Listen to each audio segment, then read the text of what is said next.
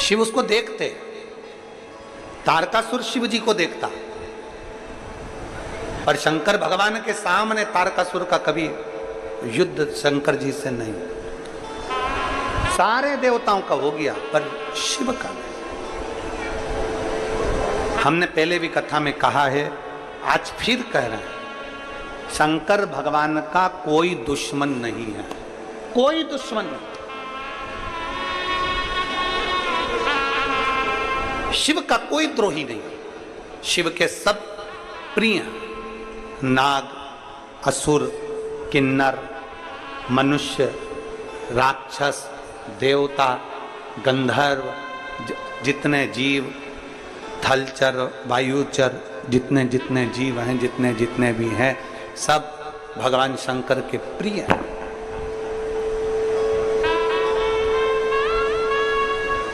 शिव का कोई द्रोही नहीं है, शंकर का कोई दुश्मन है।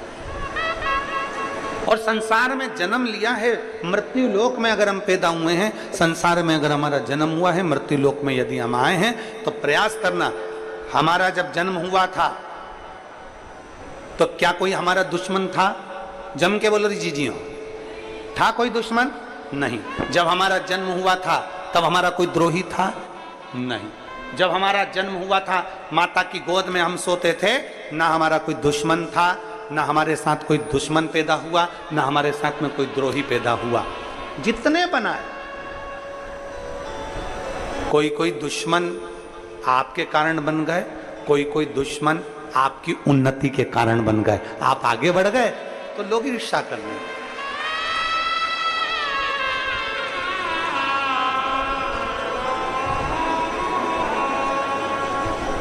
और फिर निवेदन है, चाहने वाले जिंदगी में कम हो जाएं, चल जाएगा। चाहने वाले जिंदगी में कम हो जाएं, चल जाएगा, पर अपने निंदक, बुराई करने वाले, अपने दुश्मन कम नहीं होना चाहिए, तब आनंद नहीं है। चाहने वाले कम होंगे चलेगा, पर निंदक कम नहीं होना चाहिए। निंदक कम ना हो तुम्हारे, तुमको अपशब्द कहने वाले कम नहीं होना चाहिए। क्यों?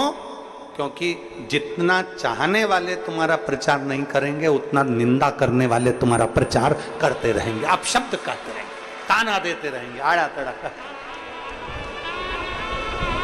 इनकी कमी नहीं होना चाहिए महाराज, इनकी कमी ना हो। भगवान शंकर का कोई दुश्मन नहीं, शिव का कोई द्रोही नहीं, शिव का कोई दुश्मन, भगवान शंकर का कोई द्रोही नहीं है, कोई दुश्मन। सब जितने भी हैं शिव के प्रिय हैं। सांप में जहर भरा होता है, जहरीला सर्प होता है, पर शंकर का प्रिय है। बिच्छू में जहर होता है, पर बिच्छू शंकर का प्रिय है। समुद्र खारा होता है, पर शंकर का प्रिय है। गंगा निरंतर कल कल बहने वाली, ना जाने कितने उपद्रव करती हुई, कहीं इस छोर से कहीं उस छोर तक जाने वाली, शिव की प्रिय है। नंदी, भृंगी, श्रृंगी, भूत, प्रेत, डाकनी, पिशाचनी, चुड़ैल आदि जितने जितने हैं, शंकर के सब प्रिय हैं। शिव का कोई द्रोही नहीं, शंकर का कोई दुश्मन नहीं, शंकर के सब चाहने वाले हैं, सब चाहने वाले।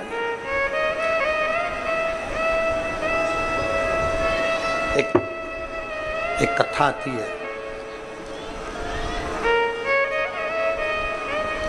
बड़ा सुंदर एक संवाद आता है।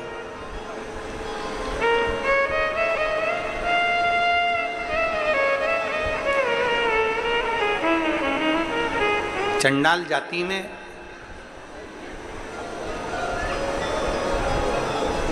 एक कौर नाम की एक स्त्री,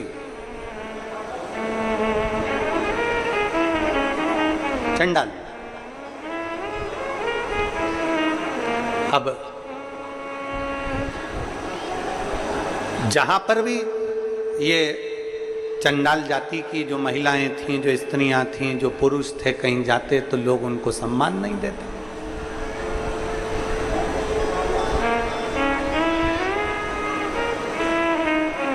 अब देखिएगा जरा शिव कथा क्या कह रही है। कोई इनको सम्मान नहीं देता। किसी ने कह दिया कि तुम छोटे हो, किसी ने कह दिया कि तुम ऐसे हो, किसी ने कह दिया तुम वैसे हो, किसी ने कह दिया तुम ऐसा है, तुमने वैसा कर दिया, तुम चंडाल हो, तुमने ऐसा कर दिया, तुम वैसा कर दिया। उनको बार बार टॉर्चर किया गया, बार बार उनको कहा गया।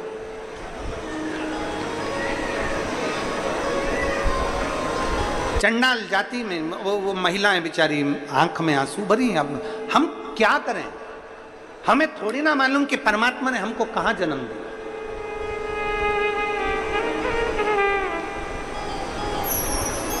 हमें थोड़ी ना मालूम कि परमात्मा ने हमें कहां जन्म दे दिया। कोई ब्राह्मण के घर में हो गया, कोई क्षत्रिय के घर में हो गया, कोई वैश्य के घर में हो गया, कोई शूद्र के घर में हो गया। ये तो भगवान ने ये देखकर नहीं पैदा करा तुमको कि मैं ब्राह्मण के घर में भेज रहा हूं, कि क्षत्रिय के घर में भेज रहा हूं, कि शूद्र के घर में भेज रहा हूं, कि वैश्य के घर में भेज रहा हूं।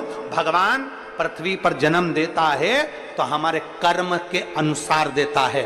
पूर्व में हमने अच्छा कर्म करा होगा तो हमें अच्छे घर में भेज देता है, बेकार कर्म करा होगा तो फिर कहीं बेकार घर में भेज देता है। हमारे कर्म के अनुसार हमारा जन्म होता है, उसमें हमको दोष नहीं, इसमें हमारा दोष नहीं कि हम ब्राह्मण के घर में जन्म, की क्षत्रिय के घर में जन्मे, कि वैश्य के घर में जन्मे, कि शूद्र के घर में जन्मे। ये दुनिया ने भ्रांतियां बनाई।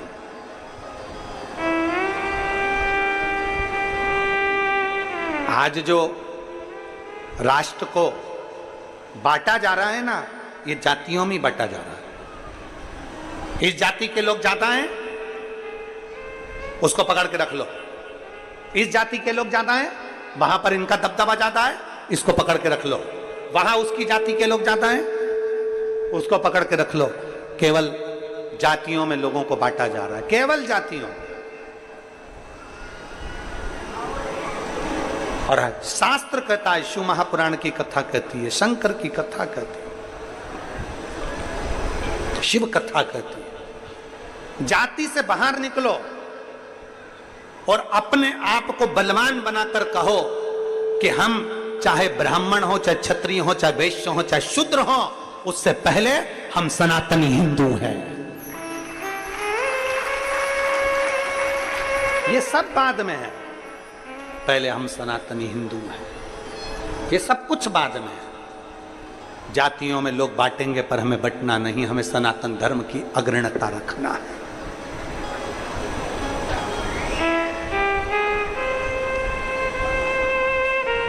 अब वो चंडाल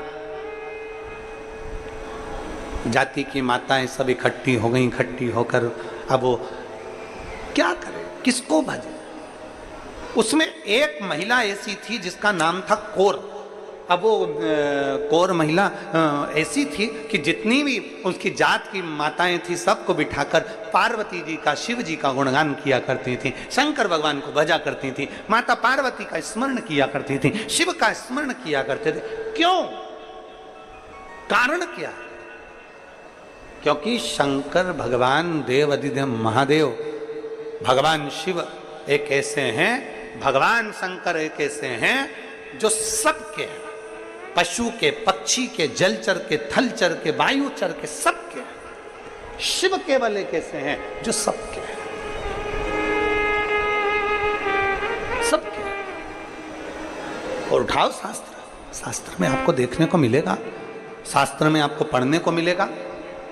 अगर हमारी वाणी पर भरोसा ना हो तो एक बार शिव महापुराण की कथा गीता प्रेस गोरखपुर की लेकर आओ, उसको पढ़िए। और कुछ ना पढ़ सको तो 12 ज्योतिर्लिंग की कथा पढ़िए। 12 ज्योतिर्लिंग की कथा में आपको मिलेगा भगवान राम शंकर भगवान की स्थापना करते हैं।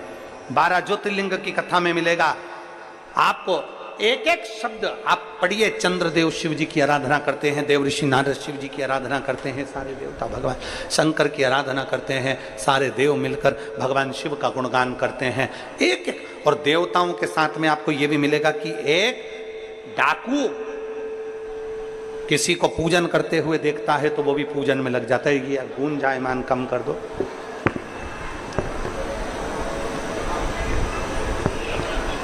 एक डाकू भी शिव की आराधना करता है।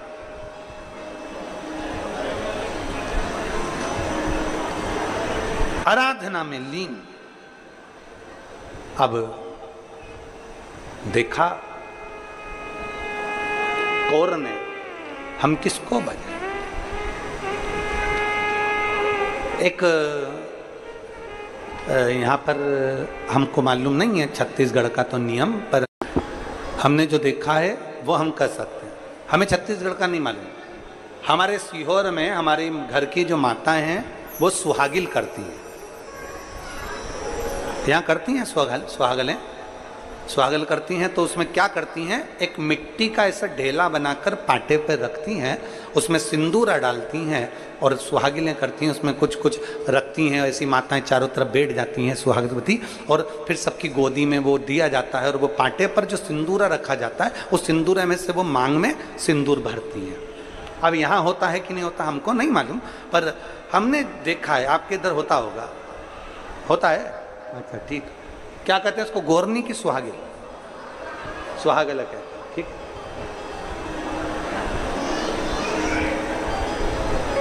कौर जो नहीं जानती भगवान की पूजन कैसे होती है, कौर नहीं जानती जो भगवान की आराधना कैसे होती है, कौर नहीं जानती कि भगवान की पूजन आराधना उनकी भक्ति कैसे होती है, वो नहीं जानती। एक तो उसने भगवान शंकर का शिवलिंग बना लिया, मिट्टी का पार्थिव, और दूसरा उसने मिट्टी की एक गौर बना ली, गौर। और सारी जितनी माताएं थी, चंडाल कुल की जितनी माताएं थी उनकी जाति की, सब बैठ गई और बैठकर उन्होंने बड़े प्रेम से भगवान शंकर और मां पार्वती की आराधना करना प्रारंभ करी। अब आराधना में तो लग गई, पर बात इतनी सी अड़ गई कि इनके पास में भोग लगाने के लिए कुछ भी नहीं था, कुछ। अब भोग क्या लगाए, भोग क्या दिया जाए? मां, जब भोग लगाने के लिए कुछ भी नहीं था, जब भोग लगाने के लिए कुछ भी नहीं, अब क्या भोग लगाए, क्या भोग दिया जाए?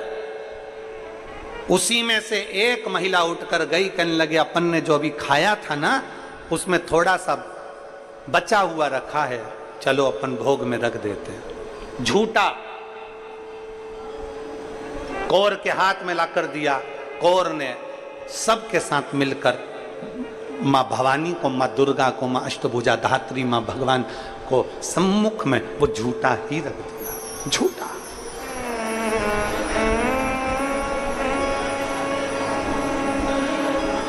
भगवान शंकर देखकर बड़े प्रसन्न हो गए, बहुत प्रसन्न। जब मेरे महादेव प्रसन्न हुए, मेरे भगवान शंकर जब प्रसन्न हुए, मेरे देव अधिदेव महादेव जब प्रसन्न हुए, अधिक प्रसन्नता शंकर जी के चेहरे पर थी। तो पार्वती जी ने पूछ लिया, आप इतने प्रसन्न कैसे नजर आ रहे? इन्होंने तो झूठा सामान का भोग लगाया, झूठन का भोग लगाया, और आप प्रसन्न दिख रहे। इन्होंने तो झूठन का भोग लगाया है और आप प्रसन्न दिख रहे। झूठन का भोग लगाया और आप प्रसन्नता दिखा रहे। शंकर भगवान कहने लगे, कोई कोई भक्त ऐसा भी मिलता है जिसके पास कुछ नहीं होता तो अपना ही खाया हुआ भगवान को समर्पित भी कर देता है। कोई कोई भक्त ऐसा मिलता है, कोई कोई भक्त ऐसा मिलता है। पार्वती जी कहती हैं, प्रभु तो क्या मुझे स्वीकार करना चाहिए? क्या मुझे स्वीकार करना चाहिए? और भगवान के सम्मुख में जैसे ही दिया, पार्वती जी हंसने लगी। शिवजी को मुस्कुराता हुआ देखकर पार्वती ने पूछा कि झूठा दे रही हैं? झूठा?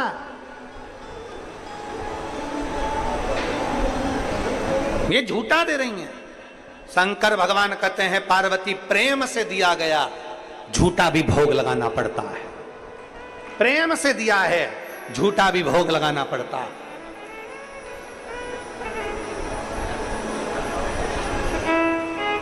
झूठा?